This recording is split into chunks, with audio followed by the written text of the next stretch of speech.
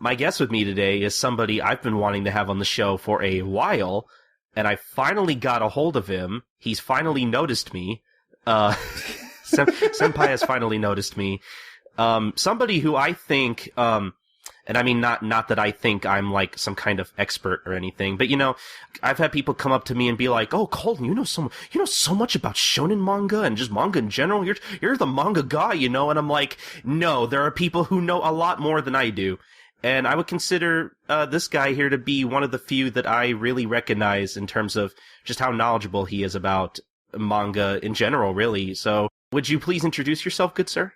Okay, hey, I'm Maxy B. I'm the former host of a show called Friendship Effort Victory, which was literally about Shonen Jump, which is to say that I know a lot about inane small details to do with, like, the most popular comics magazine in the world.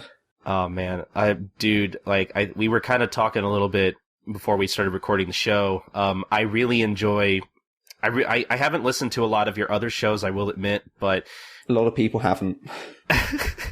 But I did. I don't even remember how I found your show. I think I might have just because I think I was interested in seeing if there was a Shonen Jump podcast out there. Because it's no secret that I love Shonen Jump. That a lot of the manga I read and love kind of comes from that magazine. So, I really wanted to find a podcast about it, and I think you were kind of the only show that came up other than maybe like one or two that I tried listening to. I won't say which ones, but I wasn't really too into. It wasn't very interesting. I thought your show was supremely interesting. I feel like I learned a lot actually from listening to you, because you not only covered like a lot of really big titles, like I think you covered Dragon Ball, I think, on your first episode, and then I know at one point you talked about stuff like Yu Yu Hakusho and Kinnikuman and all that stuff, but I know you talked about a lot of like smaller, very short-lived series in Jump too, which I thought was very interesting.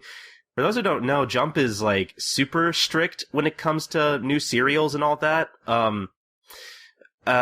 What is it? It's like I'm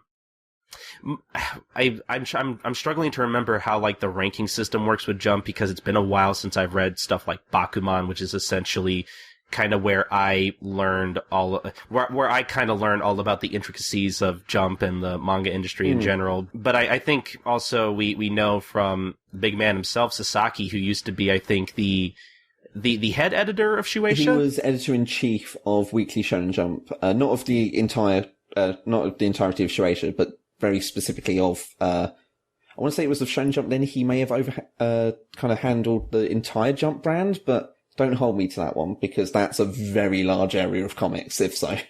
But yeah, I think he's handled the question, and more, I think, in a more sort of notable way that people like to throw out constantly, Akira Oda has actually answered it in a very vague way, which basically came down to, yeah, the table of contents is a popularity poll, but the editors decide what the order is. It's not an actual reflection of votes.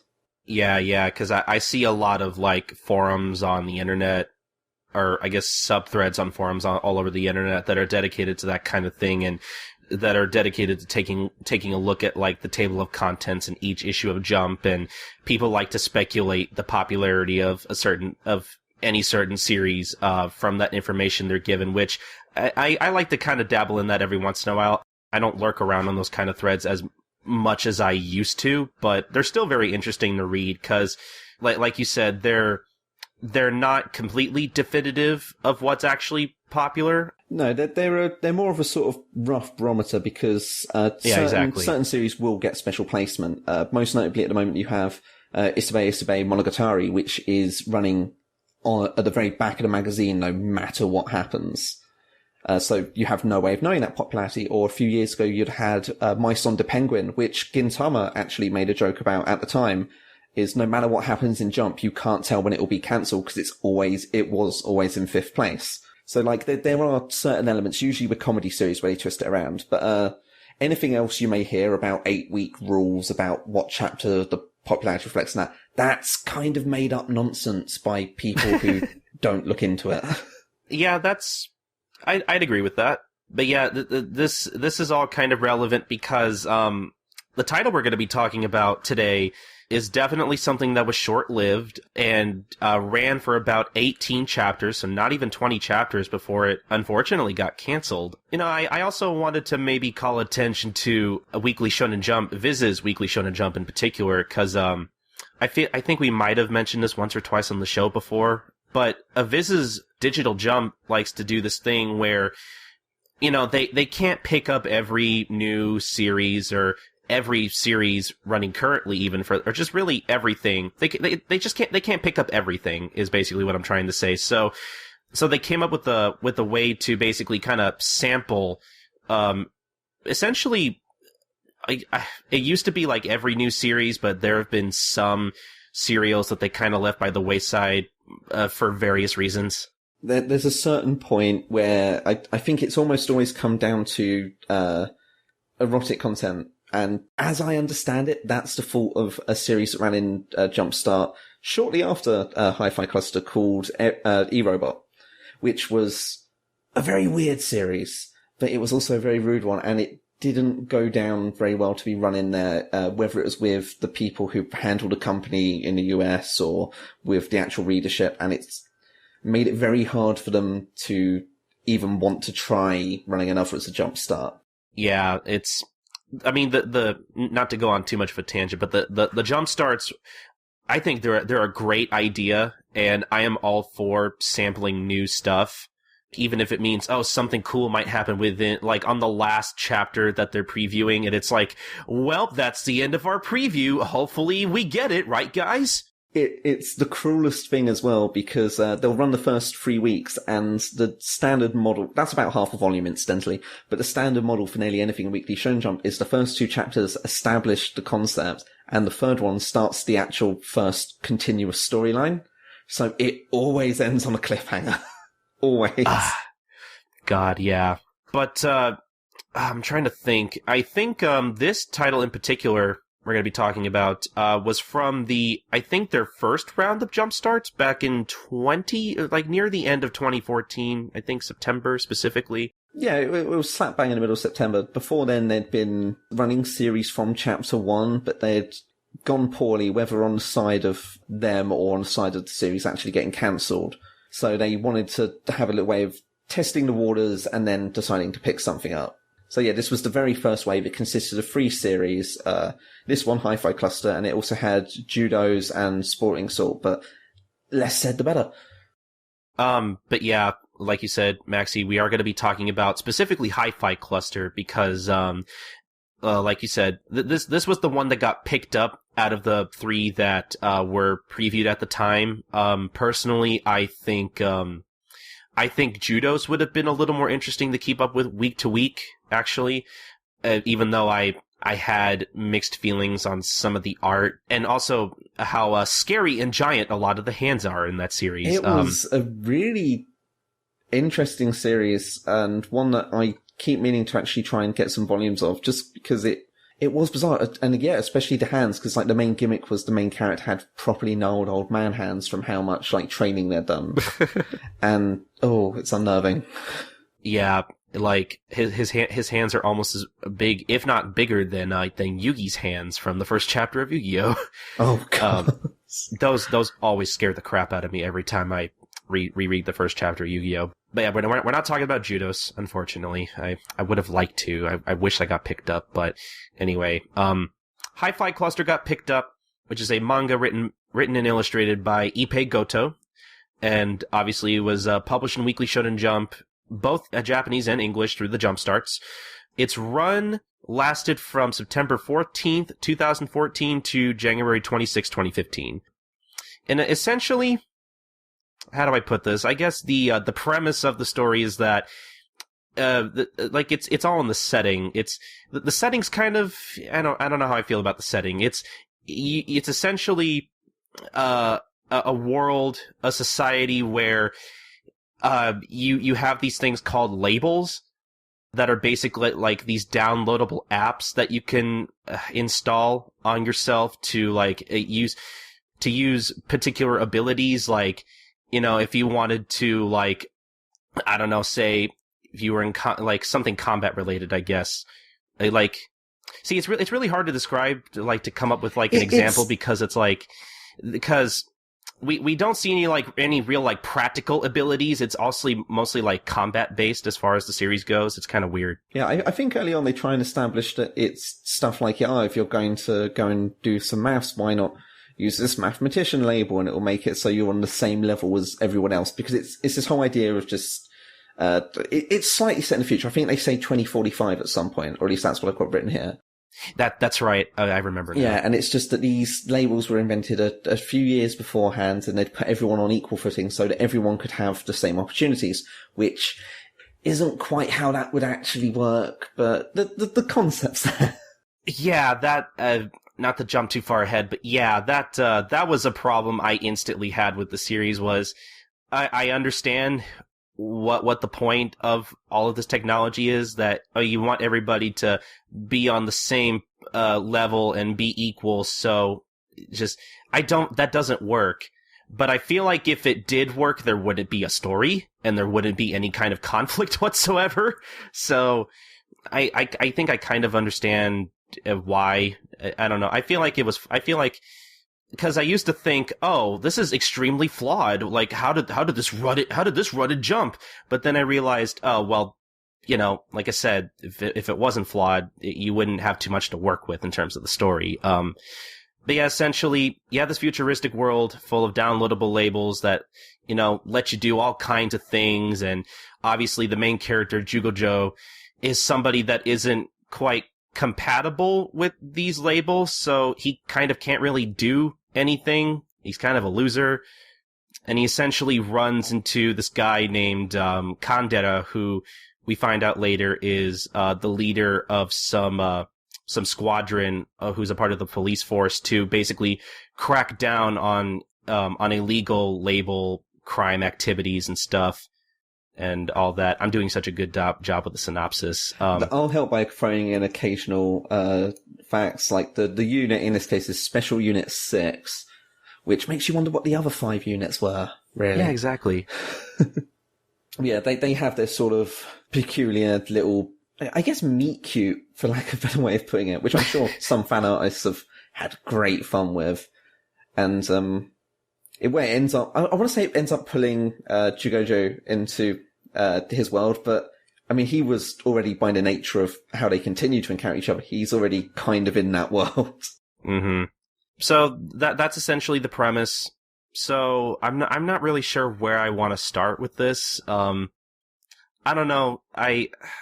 Maxy, I guess, let's just start off simple here. What were your general thoughts on Hi-Fi Cluster overall? I have to know.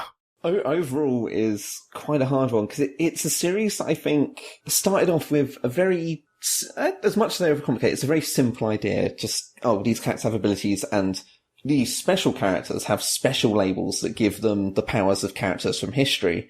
And, it's enough of a simple gimmick to go and say, here's these special people, here's their special abilities, we'll highlight them all as we go, and we'll lead up to a bigger story. But it then becomes this, super rushed comic that kind of changes how one of its main characters acts in a really huge way, and then dies. Yeah. Which is kind of typical with a lot of Shonen Jump comics, is they have the sort of, here's the big story we would have done after a few more months, but we'll rush to it now to try and survive, and then that's what kills it, more than anything. Oh my god, yeah, cause the first 7 or 8 chapters or so, you could tell that Goto wanted to let the story build, and you could tell, he thought that he was gonna have more time to basically essentially develop, all of the main characters and all of that stuff. But then, yeah, specifically around chapter 8 is when, like you said, they start introducing all of this stuff that is the kind of storytelling that you wouldn't introduce until years and years into a run if you were particularly popular. Oh, definitely.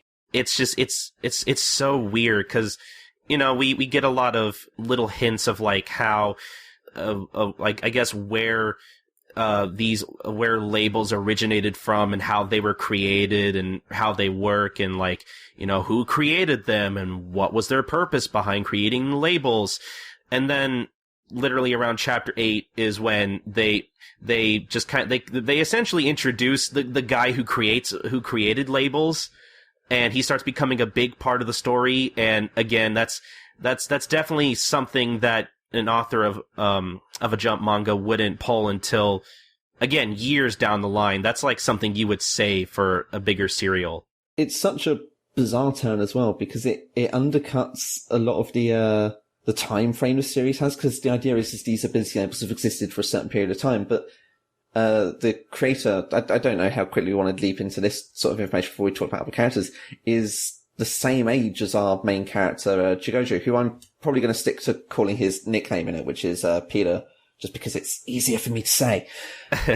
But like, they're literally the same age, and so it's like, oh, how did this guy manage to create labels when he's so young? How would he have created them years ago?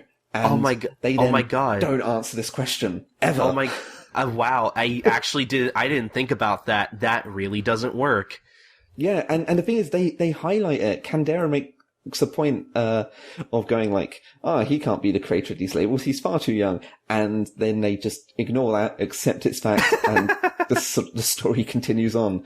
It's one of those really weird things. Like, a lot of stuff gets dropped or even picked up at strange points. Like, you talk about how the early stuff was making a good point of trying to slowly establish everyone.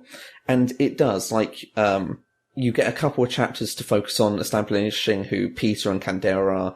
Then you get, like, the teammates who's, like, Kay and Hecht. Yeah.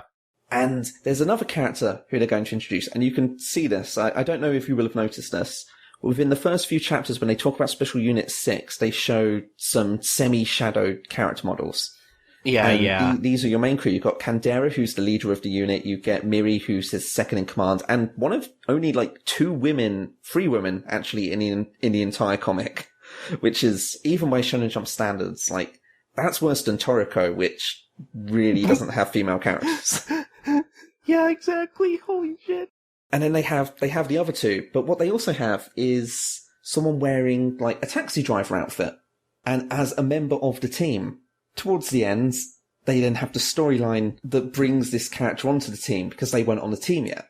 So, like, you can see there was this plan to introduce everyone, have this person be one of the crew, and then he's just gone, you know what, no, he's a character from outside now. Let's ignore what I actually drew and put on the page. I didn't notice that. Wow, that's okay. It drove me insane. Literally one of the first things I saw while doing a reread was this image, and then it happened the next chapter. I was just like, have I misremembered the series? Like, but I mean, and some comics do this. Shaman King notably had a chapter about 20 volumes into its run that ended a certain way, and the next chapter ignored that and said, no, that didn't happen. We'll continue. And, you know, that's fine when you're in a later running series. You can try and write your way out of it. But when you've literally established something, shown something, and then gone, no, within the first 2 months of publication, something's gone wrong. Oh man, yeah. If you couldn't tell that the series was struggling in terms of ratings and wanted to finish up whatever story it was trying to tell, yeah, that's a pretty good indicator right there. I didn't even notice that.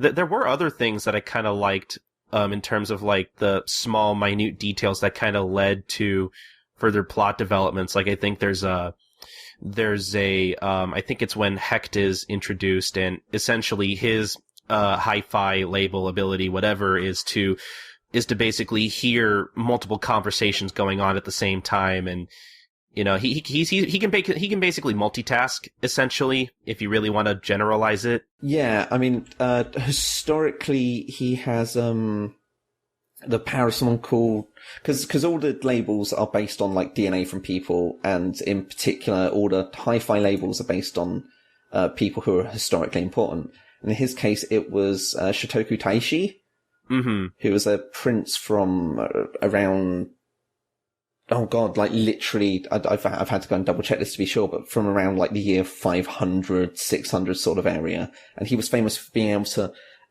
hear 10 people talk to him at once and to pick out whose voice was whose. And but I thought it was a nice little touch, considering what they then do with that power and how it works.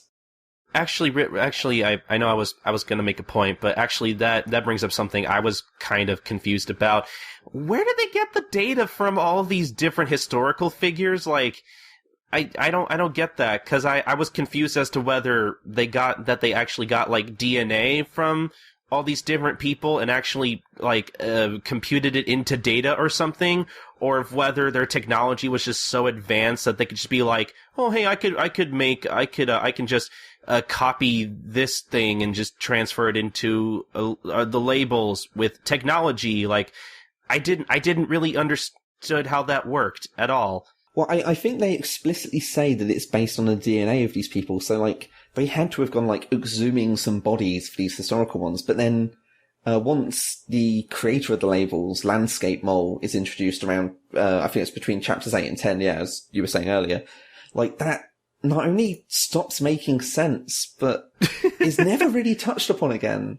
Which is a shame, because as far as the gimmicks go that make the series interesting to read, like, the labels is the thing, especially the hi-fi ones, just like, oh, which historical character is this, and how have they taken a massive reach to turn that into a superpower? Yeah, like I was saying earlier, I don't really know how I feel about labels as the gimmick for Hi-Fi Cluster. Like, obviously, you know, this whole thing about where society is like, we don't want people to have an advantage over someone else or whatever. We want everybody to be equal. So we're just going to have people download things they could do and abilities and stuff, which, like we said earlier, is, you know, right from the get-go, that is a very flawed, there are some cracks in that plan, in that, philosophy, I guess. It almost feels like the author's trying to make some sort of comment on society, but it gets lost in the fact that they want to focus on these awesome historical powers, which don't always make sense as to the person they're historically based on. Yeah, it's just like you said, it feels like Goto, the author, wanted to make some kind of commentary, but he didn't really take advantage of that. I don't know, I just thought it was really weird. Well, it happens a lot with cancelled comics. There was one about a year later called Ultra Battle Satellite, which took a weird little aside really early on to try and make a point about how shallow women with tans are, which was an odd thing for a battle comic to do, but it's just something Jump really likes to have happen. I don't understand it, but another thing about the concept of labels is that as like a gimmick, as like a superpower gimmick for a Jump manga, I honestly like the concept. Honestly, I thought it was kind of lame. Like, I really do like the idea of characters having battle or combat abilities based on people from like real history. I think that's kind of cool, but compared to other Jump manga I've read, I still feel like it's a little uninspired. Like I feel like an alternative title for the series would have been, hey, there's an app for that. Maybe. And I mean, this exact concept has been done, I hesitate to say better, it has been done in a more interesting way in a series that actually came out and got cancelled really shortly before it came out, because Hungry Joker is another comic that exists in which people end up with historical artifacts that belonged to people from history that give them powers based on that person. I feel like that sounds really familiar. I think I might have read that. Maybe it was the author of Black Clover. For example, the main character had an apple that gave, when they ate it, gave them power over gravity, because Isaac Newton. To the same measure that Kei Akusa in this series okay. uses his label to use maths to mess with gravity. Oh, that's right. I forgot that the guy who's doing Black Clover now did Hungry Joker. Yeah, which is not a good comic, but it did this exact same concept of historical powers so much better, because it actually explained how it worked, kind of. But yeah, labels, it's an interesting idea, but also at the same time, I think it's a little lazy. Like, it's just, man, like, there's I don't know. I think people can tell I have very mixed feelings on this concept. Like, you know, again, compared to other Jump manga, like, you know, like, you have One Piece where people gain certain abilities through eating a magical fruit. Like, you know, I feel like that's really interesting. I feel like it's really creative, and a lot of really neat powers have come out of that. What was another thing I wanted to use? I feel like I had another example, but now I can't think of one. But there's gotta be one. I feel like the ones that kind of have powers that aren't necessarily as well explained because they don't have to try to can do it well as well. Like, Bleach, for all that it makes a point of centering its stuff on, like, death gods and that, which is actual sort of superstitious beliefs to do with death. Like, the powers each character has is based on just going, oh, these swords have personalities, which means I can do anything as long as it fits within this dynamic of this guy has a sword, the sword transforms. And that works because there's nothing to explain there. It's literally him just going, oh, it's this, and like waves it away. It doesn't get as involved as Hi-Fi Cluster does by going, oh no, there's this whole society based on it all. And it just kind of has, most people are equal, but these special ones, they're different. They only work for certain people or on metal prosthetics. Yeah, exactly. I guess something else I want to talk about really quick. Well, what did you think of the art? 'Cause I thought it was okay. But I feel like I don't have anything else to say other than that. Yeah. Like the art style doesn't really, in terms of a Jump manga in particular, it doesn't particularly stick out to me. But at the same time, it kind of has its own style to me. I don't know. I'm kind of mixed. There's a few artistic things in it that I do really like particularly Kandera's character. Like, characters with tired eyes are kind of a thing already taken up in Jump by Gintama. Like, Gintoki's mastered how to look tired, but they take this just sort of extreme with Kandera to the point that he almost has black holes under his eyes for as much scribbling as they've done underneath it. And that's really good. It makes him look interesting. Some other characters look cool, like Hectorcada and stuff. Like, the character design is in theory fine, but there's nothing particularly interesting. And then you hit the point where you realize that, like, there's two distinct art styles with how characters look. Like, you get the ones like Peter, like the taxi driver. I want to say their name's Shannon, but that confuses me. Or Miri, who have like these very or Landscape Mole, who have these sort of very large cartoony eyes and soft features. And then literally Kandera, Hecht, oh god, what in the world is the name of the main villain? I can't believe I'm blanking out. That's awful. I think it was Noto. Noto, yes. I've actually got it written down in capital letters because I knew I'd forget it. Like, they all have a completely different style, which isn't massively uncommon, but it's to the point of distraction. Like, the way the eyes are drawn are notably different. Yeah. It bugs the hell out of me because neither one looks particularly bad. They both look kind of deliberately sloppy in places. Like, the proportions will change as need be and stuff to make it look more dynamic. But it doesn't match. It bugs the heck out of me. There were a few, like, little details within the series in terms of its art that I really enjoyed. But other than that, again, I don't know. I thought the art was okay.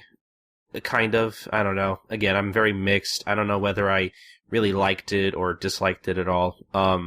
I feel like if Hi-Fi Cluster had the chance to run a little longer, I feel like the character designs are the kind that probably would have garnered the same kind of, like, female fan base that stuff like Gintama and Kuroko's Basketball have. Oh, definitely. Like, and Kuroko's Basketball is a great example, because, I mean, that started off as scruffy and inconsistent as this, and then really polished it down to, like, match that target audience. And this could have done it. I mean, it has characters that have that sort of appeal. Like, Kandera definitely has that sort of mature man in a suit sort of charm going on, if I can be so bold. Like, but it doesn't really get there. And it does have panels that look amazing. I want to say there's a moment in the very first chapter where Kandera, like, kind of turns to the camera and says, everyone is capable of love and bravery. And that's a great character shot. No background. We'll ignore that part. But yeah.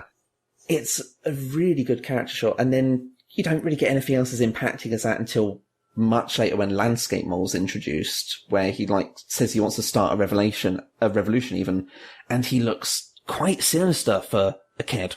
Yeah, exactly. Though, am I the only one that thought that his little winged cap made him look like a Bishonen Arale from Dr. Slump? Oh god, I didn't even think about that. In my head, I've just kind of been imagining that he has the ship from the Fantasy Zone video games that, like, Sega did years and years ago. Like, he's just wearing that on his head. But yeah, it's way more slump than that, really. Just the cap. I want to believe that's maybe a nod to Slump, or maybe that was just a cute little quirky thing that Goto wanted to include for the Landscape Moles design. I don't know, but well, it's possible. There's a certain thing to the character designs where it feels like a lot of the characters are aiming to pass the silhouette test, which is a completely non-existent test that a good character design, you can recognize them from their silhouette. But the problem is it's like a single flourish that stands out too much on each one and doesn't really make them look interesting themselves. It's just you'll look and go, oh, that guy's wearing a hat with wings on, or Kay has giant, sort of Jet Set Radio Future style goggles on. And it doesn't quite get there. But I want to go back to what you were talking about with that moment with, Kandera in the first chapter and how Goto doesn't use backgrounds with that particular shot. There was another moment I actually really liked with that. It was around chapter 8 where there's this one really great page where we get I think on the right side of the page we get a great full body shot of Kandera kind of looking out into the crowd while they're at, I'm assuming probably like Times Square, wherever they're at in the city. We kind of transition into him remembering the past, and every shot of him, I say every shot, but like all 2 shots of him on that page have no background. And I really like that detail because I felt like it was supposed to represent how lost in thought he is while he's remembering what happened on 6/11 and the incidents that take place on that particular day. I don't know. It's such a minute little detail, but I really liked it. I thought it was a nice, subtly little powerful thing. This is actually something I will straight up compliment the series on, is whilst early on it seems like the use of backgrounds or no backgrounds doesn't necessarily make sense all the time, as it goes on, it does feel like a deliberate artistic choice to like kind of say, no, here, this is about the character. Yeah, exactly. Like, I feel like there are definitely some shots in the manga that don't use backgrounds on purpose, and I think that's because, obviously Goto wants you to focus on the characters, and I really like that. And it makes sense, because, the characters are, even when they're not particularly good, they are the best part of the series. Yeah. And I guess this will kind of transition into something else I want to talk about with the characters. I really wish this series had the chance to run longer, because, again, like we said, the series, again, brings out a lot of these developments that you would expect a more prominently longer running manga to bring out later into its run. And, I don't know, it's weird. While I like seeing those certain developments, I like seeing them, but at the same time, because it's such a short and rushed series, they're not done as well by any stretch of the imagination. And I feel like because we're rushed into all this story stuff, that we don't get nearly enough time to we don't get to spend enough time with the characters for me to feel anything for them, which is a shame. Because I feel like if I got to spend more time with the characters, because there are moments where what was it? There's a moment near I think within the last 5 chapters of the series, I think, where Jugojo has the opportunity to save another high school student from being bullied by his peers, and he goes to save this kid, and then he kind of reflects on, on the first chapter when, Kandera tells him, hey, everyone is capable of love and bravery, and he kind of reflects on that, or he has a moment to reflect on that. And that kind of writing would have been really, really, really good, and I would have appreciated that so much more if we had more time to spend with him. And isn't that the worst thing you can say, is when there's a sort of a scene that would be really nice in a longer running series, but the problem is that your main character isn't well developed enough at that point? That's not good. And Peter really doesn't get developed much at all. No, that's probably the one real moment. Goto tries to give him development, but again, he doesn't get to spend enough time with the series to get to flesh that out more. Nobody gets to spend it, even Goto himself, obviously doesn't get to spend enough time writing this. So it's just, I feel like it's lost on most people who read this, unfortunately, especially me, because I in particular, I'm not sure if anybody could tell from talking to me on Twitter or listening to this podcast or any podcast I record is I love character-driven stuff more than anything. So, with that being said, I feel like, again, because we didn't get to spend enough time with the characters, that's just one of the things I really think the series could have used, like, more time to especially develop the characters, and that's what's keeping, because I want to like this, I think, is the thing I'm trying to say, but, again, like, there's just so much going against it that unfortunately led to its cancelization that just ultimately made for, I guess a lackluster comic is what I'm trying to say.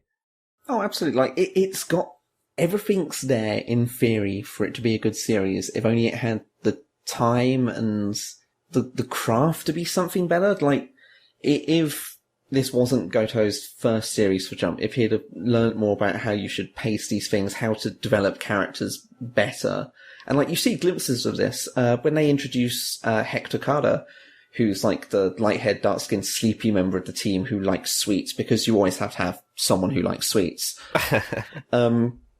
Like, he really goes to good lengths to develop the basics of his character within the 2-chapter story they do with him, to the point of, like, showing why he's on the team, how he works, what his gimmick is, and how he can use it in a variety of ways. And he does that in a really quick way that if it was done with even one other member of the story, one other cast member, it could have saved the comic from being what it is. And it just didn't.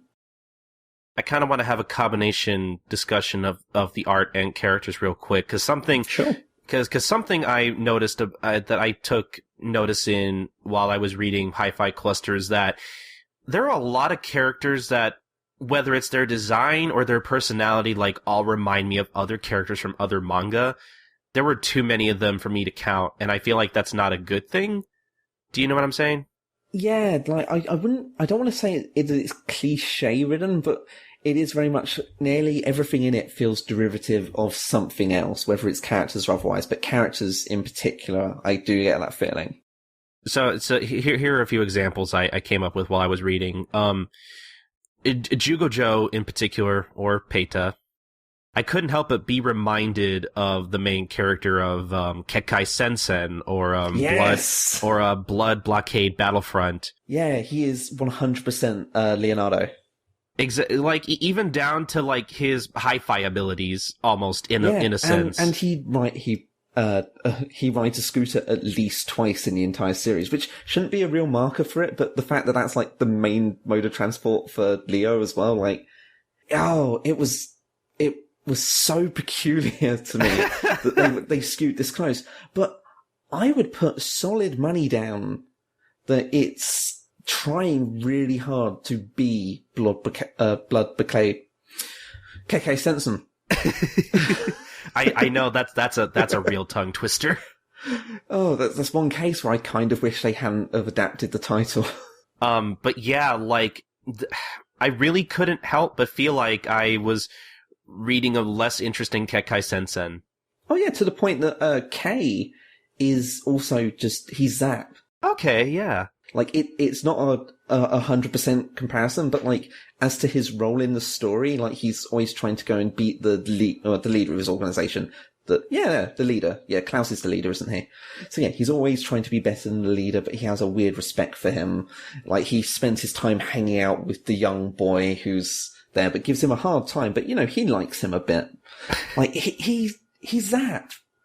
Like, if I could find a way to go and say Miri was Chain, I would, but Miri has no development or anything about her, so not really. Yeah, she gets, like, no time to shine whatsoever.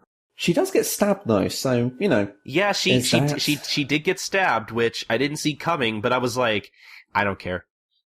Yeah, it's like to put the least developed member of the team in the most peril, which the very next chapter they go, oh no, she's fine. Like, yeah, it was a mistake. You know, it's funny, you were mentioning K. That might be a better comparison, that he might be more like Zap, but to me, he felt like a more rational Zebra from Toriko. Like, he kind of exudes that same mindset of, You know, he's the tough guy. He doesn't take shit from anybody, and he's going to do whatever he wants. And he's constantly destructive. There's a lot about that. I always find it hard to think of the Toriko characters as like being that typical archetype, because the author will often change his mind as to why they do stuff or why they think certain ways. Yeah, that's true. Yeah, there is Zebra is very much consistently that sort of character as well. Yeah, I guess that's a good point. I guess Zebra isn't like the original character archetype of that nature. Certainly the most notable at the time of Hi-Fi Cluster's publication, though. Yeah, exactly. Kandera especially, like, I think you even mentioned it earlier, he's got that very tired look about him, like, he constantly looks tired and doesn't want to do anything, you know. He's essentially Gintoki. Yeah, he starts off being incredibly like Gintoki, to the sort of level of, like, feigning being disinterested in everything, regardless of his involvement.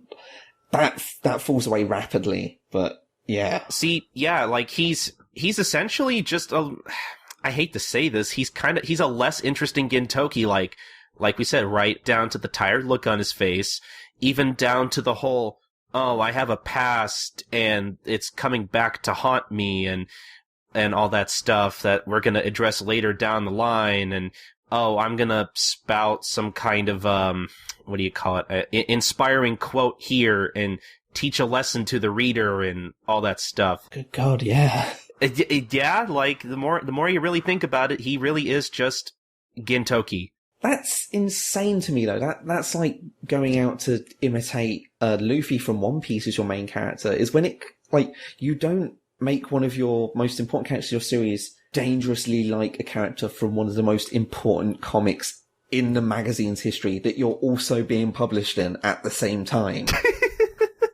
I mean, I like characters like that. I mean, I love Gintoki, and you know, like, if you really want to be fair, you could also make the argument that Gintoki is just a bizarro Kenshin from Rurouni Kenshin, in a sense, except I would argue that Gintoki is, again, Kenshin is not a bad character, but I always thought, as a main character, Gintoki was always more interesting. Yeah, well, I think, I don't want to say it's like a deliberate subversion with Gintama, but, or with Gintoki and Gintama, rather.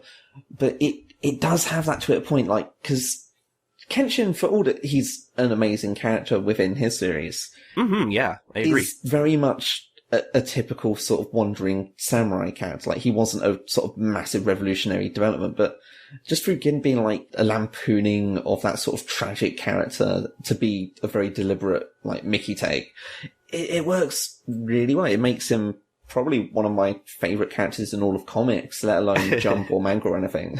Yeah, but I'm not saying there's anything wrong with the fact that he's like Gintoki in all of these different, really weird coincidences, but I mean, I don't know, like, I feel like if this series had more time to develop and run within the magazine, I feel like Kandera could have become his own character still. I know this might be kind of a tangent, but I feel like, Sket Dance, I want to bring that up real quick because, Sket Dance's whole thing was, oh, it's basically the poor man's Gintama. It's just trying to copy Gintama, which, by the way, guys, that's the joke.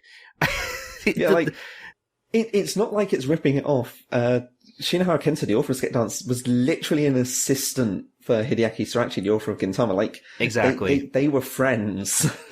Yeah, so obviously a lot of his comedic sensibilities are going to be influenced by Sorachi, from working with him. But the thing I always argue with Sket Dance is that Sket Dance is similar to Gintama, but it still has its own feel to it. It still has its own flavor. It's still unique in its own way. And I feel like I was gonna say, if Hi-Fi Cluster had more time to run, I feel like we could have gotten that with Kandera. Oh, definitely. I think it could have happened with, I was gonna say the majority of the characters, but it could have happened with at least 4 of them. Exactly. Like, there was room for development. Even Landscape Mole, for as confusing and needless revelation as he is, like, him and his twin brother who gets 2 lines and 1 appearance in the entire series. That confused me so much near the end. It really did. I know, right? What was the point of that? I don't know. Who cares? All it really does is it tries to get across the idea that, Landscape Mole in what was like his secret identity was actually just impersonating his brother in the first place, which was like, why would you tell me this now? This doesn't give me anything but like a small headache to think about. Like, it's a mess. But I feel like those two, like that gimmick, if that had been like the leading thing of, it's two twins who have like this secret life of being the designers of the core of the story, like that would have been interesting. Yeah, exactly. But there was no time to do anything with that. Something else I want to talk about with Kandera real quick that basically has been stuck in my mind ever since I first saw Hi-Fi Cluster in Weekly Shonen Jump. Because I actually haven't read it until like really recently. Does the design for Kandera to you remind you of a mix between Spike Spiegel from Cowboy Bebop and like the main character of Psycho-Pass? Because I literally thought, when I first saw Hi-Fi Cluster on the cover of English Jump, I was like, is this like a fluffier looking Psycho-Pass? What is this? You literally just like set off a little light bulb on my head, because I did not give that a second's thought till you said it, and now I'm just like, yeah, right? Like, because like obviously the Psycho-Pass outfit is just, hey, a suit. But, like combined with the hairnet, it does just seem like this weird cross point between a popular anime that was existing a little bit before this series existed, and like one of the most notable main characters from an anime in the 90s. Like that's, yeah, and it just continues to drive home this weird thing that this series is, even when it's not really meaning to, feels derivative of other things. Which isn't a bad thing in that case. I feel like his character design's neat because it makes me think of these other things are also cool. But it's still just another case of me going, man, yeah, this is like this. Yeah, like I said, I guess I agree with you. It's not particularly a bad thing, but I feel like there's a limit to how much to how many times I should think that. I don't know. That's just me personally, though. Oh yeah, well, I mean, just over the course of this episode, I think I've spent more time saying this is like this from another thing than actually talking about the content of the series itself. I don't know. I think we've done a pretty good job talking about the content in particular, because I mean, there's something there, but I think that's kind of the point of the series, and why I wanted to talk about it was, you have something here, but there's no time to develop it, so in my opinion, I don't really feel like there is much to talk about. Oh yeah, although we've done quite well with this. Yeah, it's the tragedy of cancelled Jump comics though, because it is this merciless, because you can have, I mean, the average is that a bad series will die within 18 to 26 weeks, and I mean, this hit that 18 and it died right there and then. But you can have stuff die, I think the earliest I've seen it is 8 chapters. I think I know what series you're referring to, but I don't remember the name. Chagacha by the author of Bobo Bobo Bobo. Oh my god, I didn't even know that guy went on to do more work. Oh yeah, to the point now that sorry, this is going to be a terrible tangent, but he's gone on to actually do a Don Patch series that started in Psycho Jump. Oh, that's right. The actual kids magazine, and then it moved on to Jump Plus, the web thing, and then it finally died, which is unsurprising because I'm literally the only person who's bought that in volumes.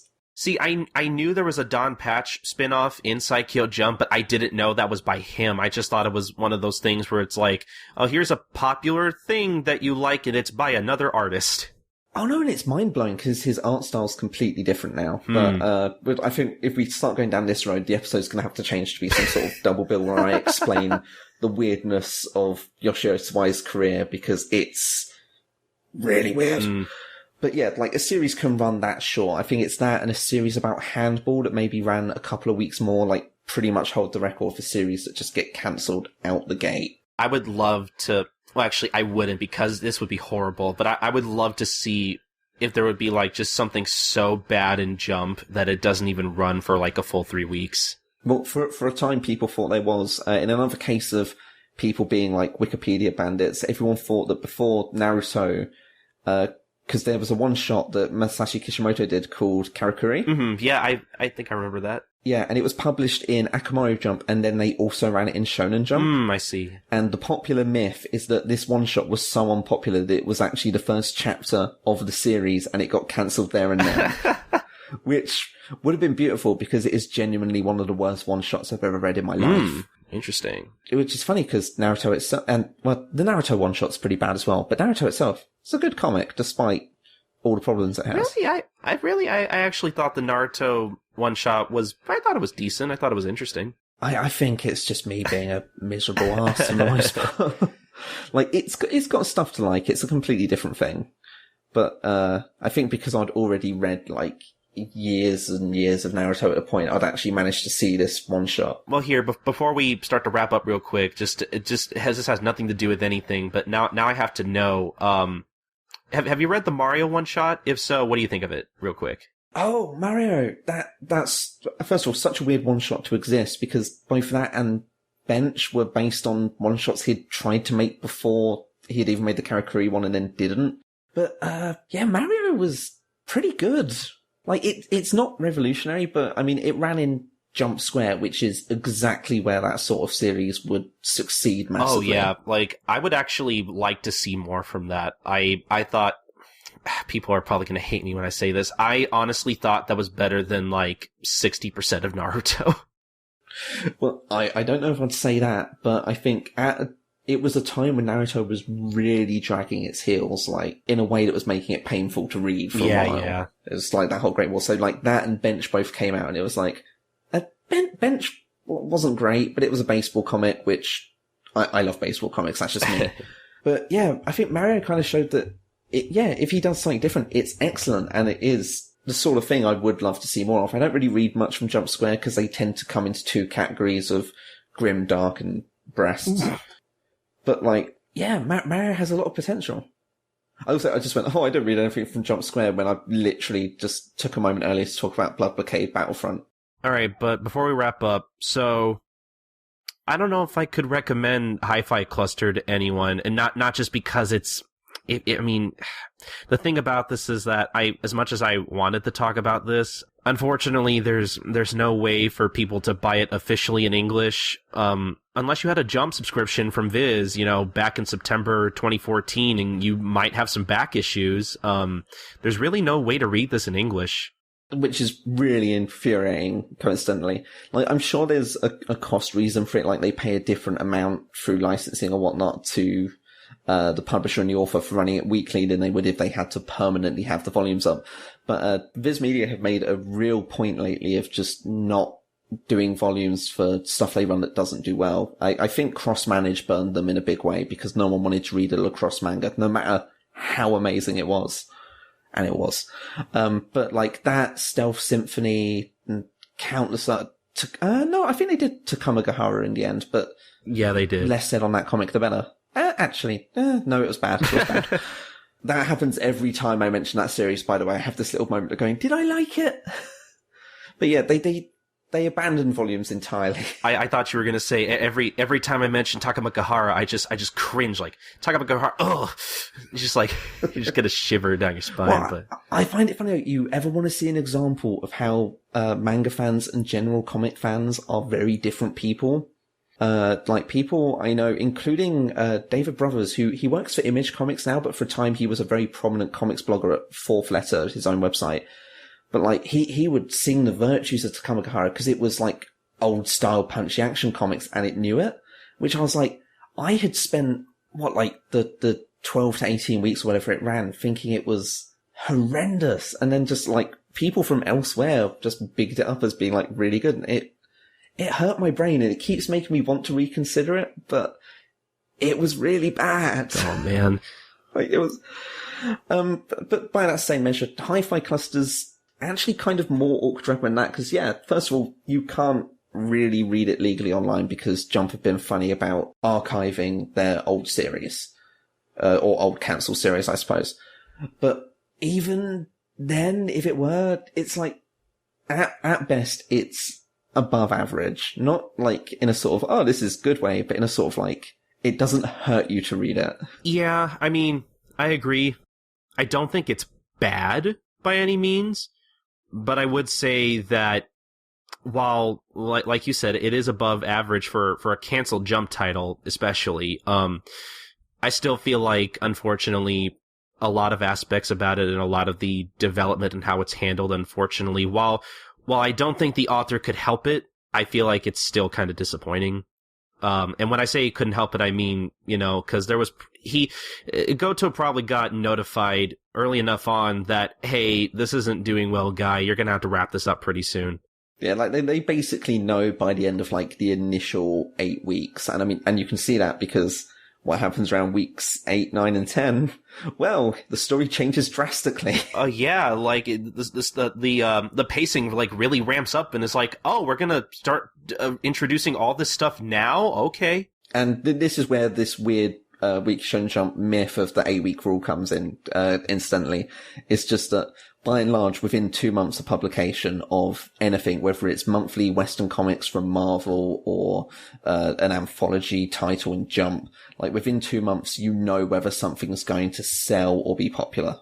And this was not. Yeah, unfortunately, it wasn't. Which is a shame because, like, the volumes, the covers, I'm just going to slide this in here as a little note, like, had this really nice sort of art style to them that you don't get from many Jump comics. Like, had a sort of weird silver background and just nice character portraits. And I would have liked to have seen more of those, just kind of seeing the artists flex their artistic muscles in a different way. But, no, dead in the water. Not really worth much for. Yeah, it tried. It really tried, but there are too many limitations on the comic in terms of time and how much time the author really had to develop anything, really. But it's a sort of series where you kind of just want to put a little gold star on it. It just says, you tried. Like you can see it made an effort. It just wasn't. Goto gets an A for effort, especially. I would like to see more work from him. I hope he gets another series. 100%. This is an author I will not like follow religiously, but if they come back in Jump, in something that I would see that he's come back, I'd be like, yeah, I'll check this out, see what they've like done over the next few years. I think that's going to be it for this episode. Maxy, thank you so much for coming on. It has been a real pleasure. I really hope we can have you on again sometime. Oh, it's been absolutely excellent. Probably my favourite thing I've done in a good while. It's like I haven't had an excuse to talk about manga like this since the start of last year. I think about a year ago. But in the event you like me to talk about manga, that's where you should go. Go to friendshipeffortvictory.wordpress.com or look for Friendship Effort Victory on iTunes. I spent roughly about 33 episodes talking about this exact sort of comic and then stopped. But what's there is good, so listen to that.